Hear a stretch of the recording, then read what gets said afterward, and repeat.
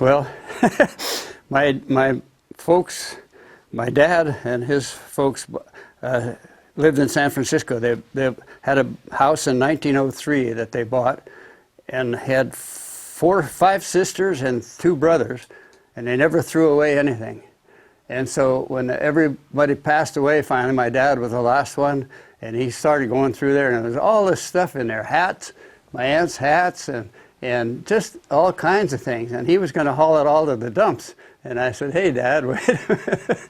I said, I'll help you. Instead of the dumps, we'll haul it here. Well, I hauled it home and had it down in a building down below for years and never did anything with it. And I thought, well, I'll build a barn because it doesn't do any good sitting in boxes. Nobody can see it. Mm-hmm. And so that's what we did. That's how it really got started. Some of these rocks here that you see the red on some of them, mm-hmm. came off of 4th Street. We put all new pipes in, and these were actually the curb and gutter at the time, and they put in new concrete ones now. And so I brought all the rocks home that that we pulled out of there. Just as Jeff gave me this sign right here, this little one. You remember where you got that, Jeff? Yeah, got that in Arizona. Oh, okay. No, Austin, Texas. I'm sorry. Well, there's a lot of junk in here. I'll turn some lights on over here.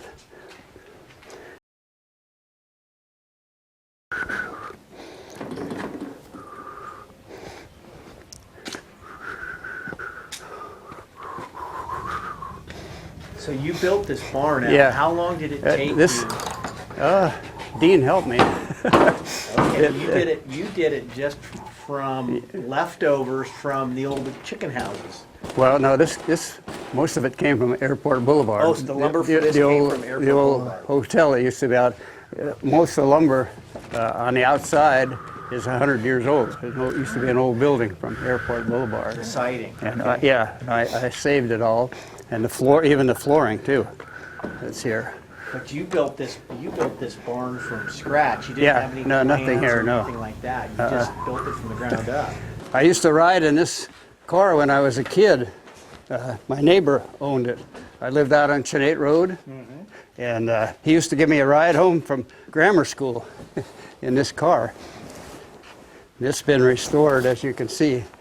He used to have to drive through my dad's driveway to get to his place. He was a hermit, never married, didn't have electricity. He just had a little old cabin, and the outside of it was all full of license plates because the woodpeckers bored holes in it, and the inside was old-time newspapers that he had nailed for insulation, right? And then I saw one day, I didn't see him driving this Plymouth. He was driving a pickup truck, so I stopped him and I said, "Well, what did you do with your Plymouth?" Oh, he said, "It's no good." He said, "The last 2 times I went to town," he said, "it heated up on me." So he said, "I bought this truck."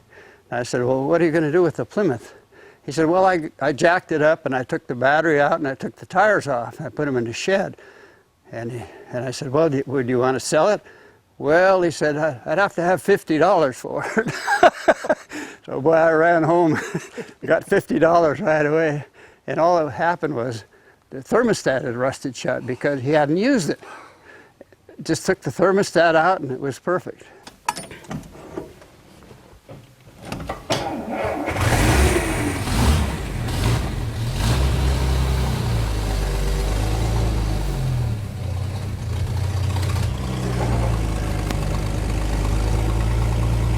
Here. This is the 34 Plymouth I've had since 1950, so it's over 50 years I've had it. This is 34 plate just to let people know what year the car is. But we had most of the, some of the chrome was redone and the bumpers. The upholstering came from England in order to be original. When we took the original upholstering out, it had the original color of the car painted in the corner. So that's how we got the gray color, which it was originally. So this is kind of our favorite car. Yeah. Was that a 4 on the floor? Three on the floor. 3. It's beautiful. Yeah, it still looks good, doesn't it? Yeah. Jeff, remember, this was your grandmother's refrigerator from North Dakota? Look at it. And then I was looking at a book, and I saw this advertised, and here's the refrigerator. Still got the little decals and everything, same as here. And that's something. Look at that. That is great. It was in a magazine, a trucking magazine that we got one time. And I said, boy, that looks just like the refrigerator I have from your grandmother. Look at that. Yeah, this thing still works. They bought it years and years ago when they first got married. Got some of the old signs. Remember Nell Cotting and when she was running for things and different things around here accumulated over the years. That came from, remember a pastor from our church that they moved to Montana? That's where they live. And then their son worked in a brewery up there or whatever it was where they handled that beer. Rummerine. Yeah, that's who it was, right. Uh-huh. Is that a spotlight off a fire? Yeah, yeah. The property across the street, when I bought that, it was nailed onto a tree. Come on. Yeah, it was. And that fire thing below there I got from your brother over in Napa. He got it for me. The bicycle sign, that came from this property here. It was nailed to a tree down below.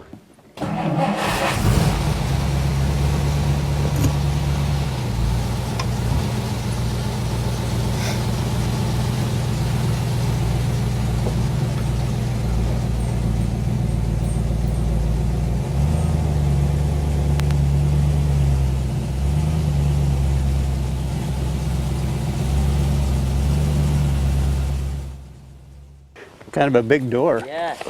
Heavy. Yeah. Love the sound.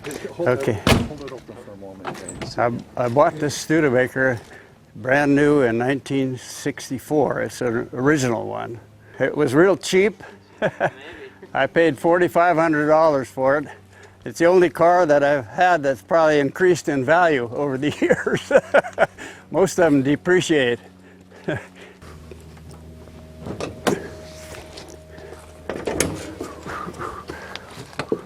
It's got a full hood. I mean, full engine compartment. Yeah.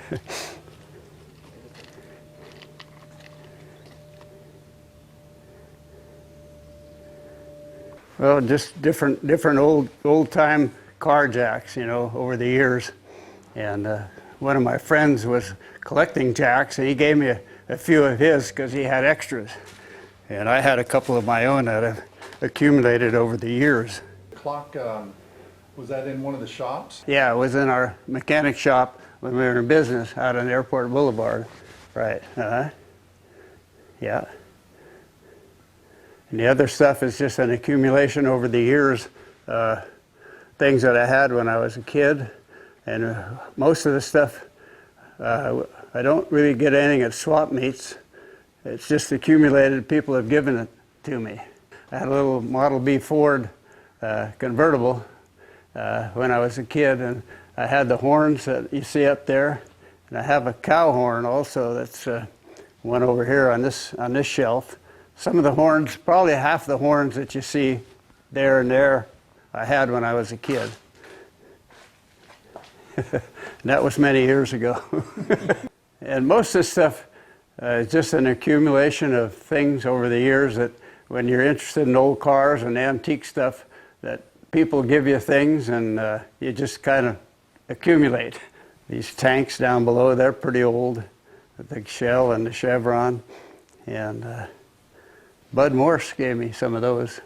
That's the car that's going to go to Dean. My aunt bought that brand new in 1928, and so it's 85 years old now. and Dean's going to keep it till it gets to be 100 years old. Keep it in the family, and the same age as I am.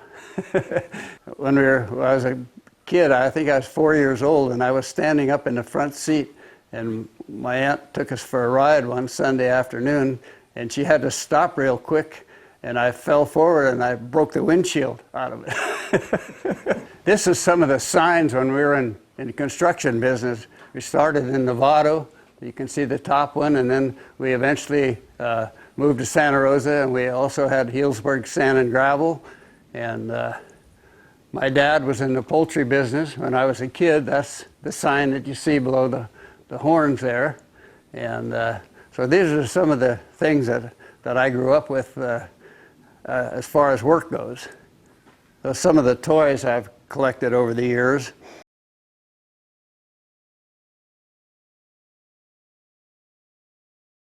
And then there's some of the old tools, most of these old-time tools that you probably don't see too much of now. Some of them came from my grandmother's house. She had her son-in-law lived in an apartment in her house, and he was a blacksmith. Here's an old lathe. It used to run on a pulley. I don't know if it was for wood or what, but somebody gave me this. And then, I don't know if you noticed the license plates. Oh, yeah. Yeah, okay. It starts with 1914 on the left, and I've got all the way up to present day, just about all the plates up on the walls. In fact, I got Jeff Hedgemo up here somewhere. What I really like is down in the front here, I got the Nevada ones, which my aunt worked for the motor vehicle department in Reno, and she got some really early plates, Nevada. That was Hedgemo. That was Jeff's plate when he was a kid.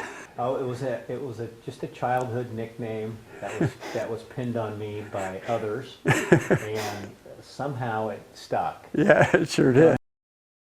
Some of these like pictures up on the wall, they came, the old Peterbilts. We had a lot of Peterbilts in our business, and in fact, that's one of the green ones there. The lower one is part of our business when we had Healdsburg Sand and Gravel. And this was my first car here, this Model T. I bought that for $100. It was under an old prune tree down on 3rd Street in Santa Rosa. The right-hand one is the brake, the middle one is reverse, and the left one is, well, for shifting. Halfway down is in neutral, all the way out you're in high gear, but also the emergency brake has to be all the way off in order to be in high gear. And if you pull emergency brake halfway, it puts the thing in neutral. For stopping, you usually press the middle pedal, which is reverse because it works better than the brake. That truck back there is a 1916 Republic truck with hard rubber tires. And when we were in business, we bought a paint shop up in Healdsburg. And the guy said, well, if you take all the painting equipment, you got to take this old truck also. It was in pieces. And this pickup here, my dad had a pickup when we first moved to Santa Rosa. He bought a 29 Ford pickup just like this for being in the chicken business. And so when we got in business, I had a chance to buy pieces of a pickup, and we put it all together, and it's the same year that he had. And we kind of use it, we used to chase parts with it once in a while at work. It still has our sign on the door. That was built in Petaluma in the early 1900s, and it belonged to a lady from our church. And she lived way out on Sonoma Mountain Road, and she said it took her all day to come into church on Tupper Street and go back again. She had 2 daughters. Took an all-day trip because she was way out on Sonoma Mountain Road out there. Yeah, now be careful coming up here now. Well, a lot of pictures here. These are all family here. My dad, my mother, my 2 brothers, and me. Oh, these pictures up here are my grandparents here, and my great-grandparents over here, my mother's grandparents up there. Back here, but an old roommate of mine came across 2 of these, and we bought them, and I kept one, and he kept one. And we don't know what vintage it is, but the sign says fresh, tasty snacks, 10 cents. And there's 3 slots, Yeah. and there is, remember I told you Al, there was a lock? Oh, yeah, a lock, Right. So I never got it to work, but Here's a Babe Ruth stamp here, postage stamp. Oh, I was interested in stained glass windows years ago. This one came from North Dakota, and this one came from Petaluma, out of an old church years ago. And some of them came out of our own church, but they're back here. The original church we have was built in 1903 in Santa Rosa, Bethlehem Lutheran, and I got a couple of them, but they're not as good as these. They're Did it survive the earthquake? yeah, it did. But down on Tupper Street, right where the Bethlehem Towers is now, the tallest building in Santa Rosa. one of these was hanging in the house. It You and was Mom had this one here was for a while. Okay. And then I think we had this one hanging in the house I think too. that was by the slider. Yeah, for a Okay, while. it was this one. Okay. Yeah, Where were you born and raised? in San Francisco till I was 7 years old, but I've been in Santa Rosa since 1936. So I've been here quite a while. Al, if you were to guess, what's the square footage of this barn? Well, If you were to- if you it's were 50 feet long and it's 24 feet wide, right? It just started, people started giving me things. We don't really go to antique shops. Most of the stuff is given to me from the family or something, has some significance of some kind. And then my wife from North Dakota, and when her folks passed away, well, even when they were alive, they saved me a lot of stuff from back there. And the old sewing machines over here were my grandmother's and my mother's, but the grandmothers are the oldest, of course. There's a good picture of Yosemite Falls there that came from my aunt's house. A real old timer. You can see it's an old. Is that a old picture or a painting? It's. I think it's a picture. Okay. Yeah. And that's a travel case there. What? Oh, that was my aunt used to do a lot of traveling, and that's what they used to do their traveling. That was their baggage. You don't see that nowadays. You can see the clothes hanging up here. The suit. Tamina. Tamina. Okay. Yeah, that's my aunt. That's up here on this picture here. Captain Lars Soiland. It says schooner. Schooner Roy Summers. Right. Summers. So Bottles. A lot of them came from a fella that used to be our mechanic down in Nevada. Remember Dalton? Right. Well, he used to collect bottles, and then he decided he didn't want to collect them anymore, so he gave them all to me. And I can remember, Al, some of these bottles, when we went camping, we dug them out, we went into that creek. Some of them, right. And where was that, in Placerville? Placerville, yeah.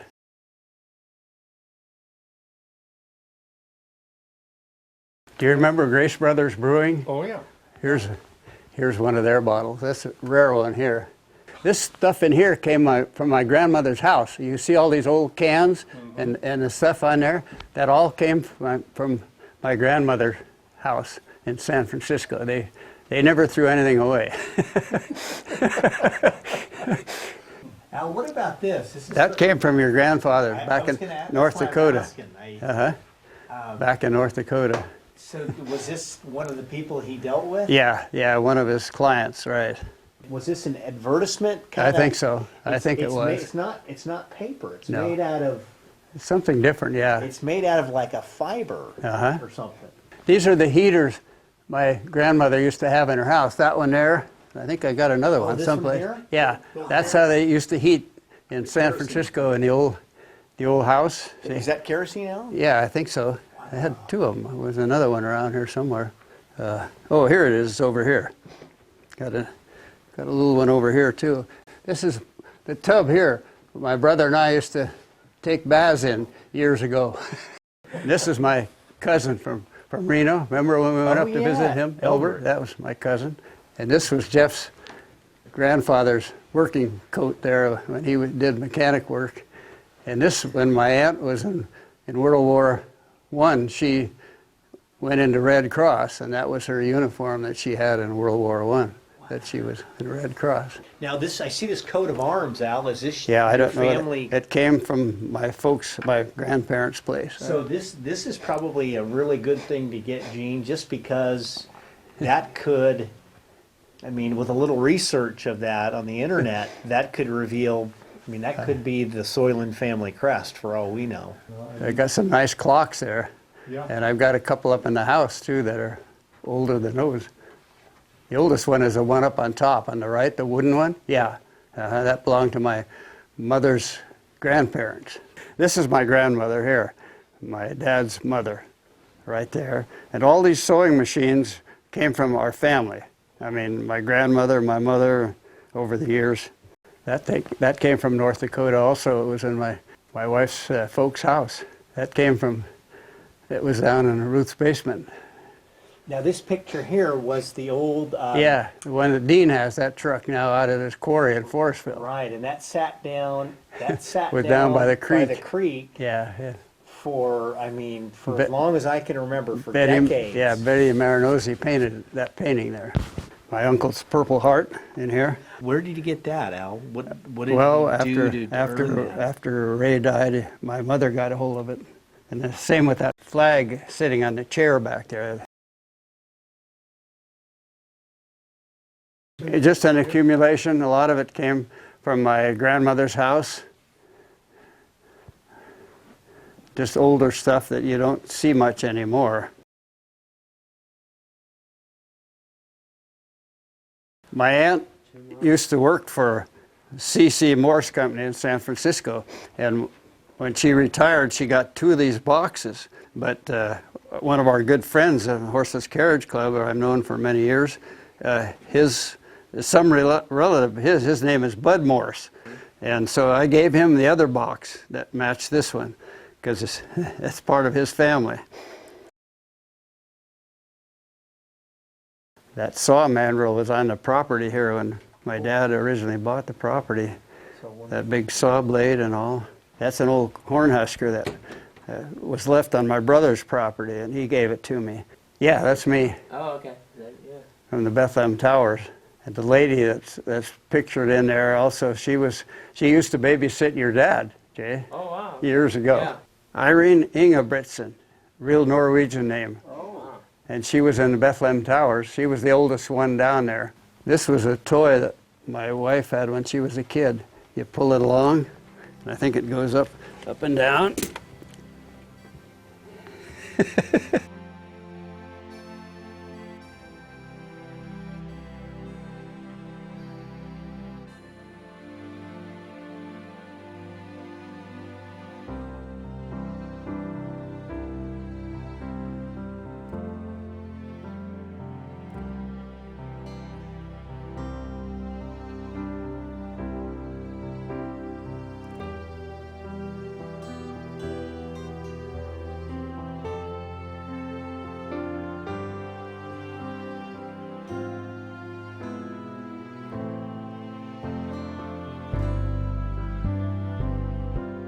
That hat hanging up there has Merle Haggard. You ever hear of Merle Haggard? Oh, yeah. The singer. That's, I got the hat and he signed it.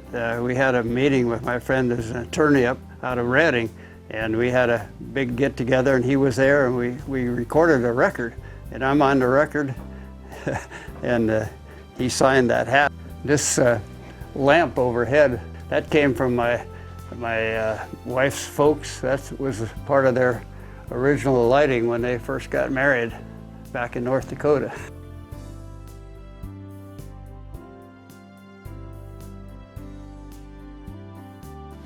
This are my grandparents right here on that picture. Now some of those hats hanging over here all from my aunts in San Francisco. Yeah, she traveled a lot. She never got married, but she traveled a lot, right? A lot of this stuff on this side came from my grandmother's house in San Francisco. All these Crocs and things like that.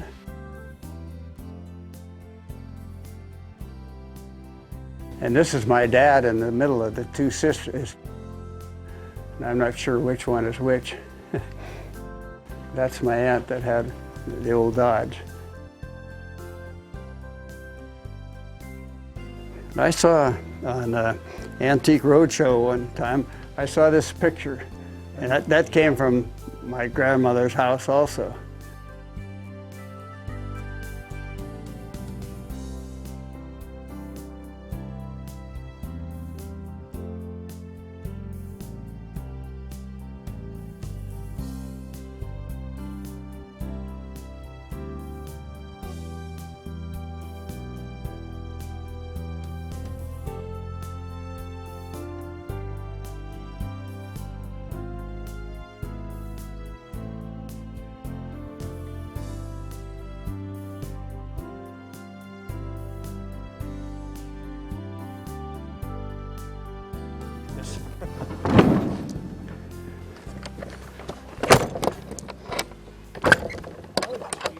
This barn is almost, it's just a little bit wider than the other barn behind. Now, did you build this one? Yes, yes, I did. I built both of them. This one was built out of old lumber. Everything except the siding was all new. But all the old lumber was old chicken house. My dad used to be in the chicken business, and we had several old chicken houses here, so I saved all the lumber and used, you know, for rafters and everything else, and the metal on the roof came off the old chicken house. So other than just the siding is all I had to buy. And the neighbor gave me the windows.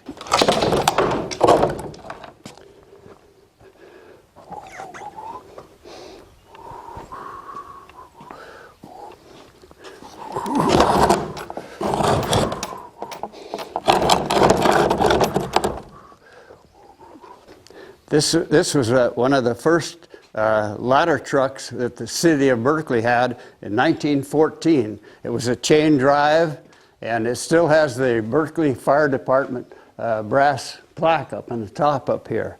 And of course it's been modified over the years, but a lot of it's still, the body is still pretty much original like it was at that time, except it was a chain drive.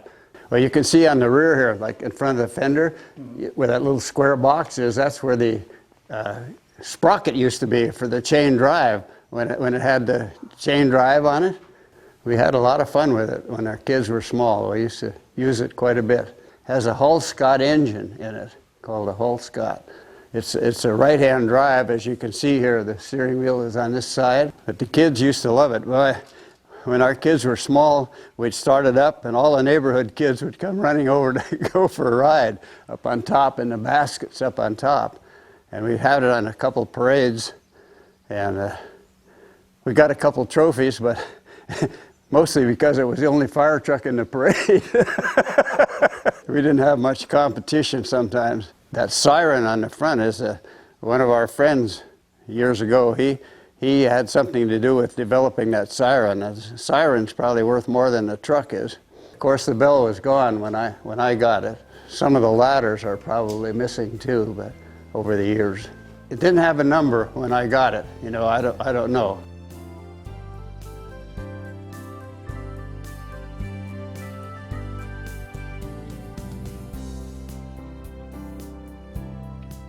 I pretty much quit collecting stuff because I've run out of room.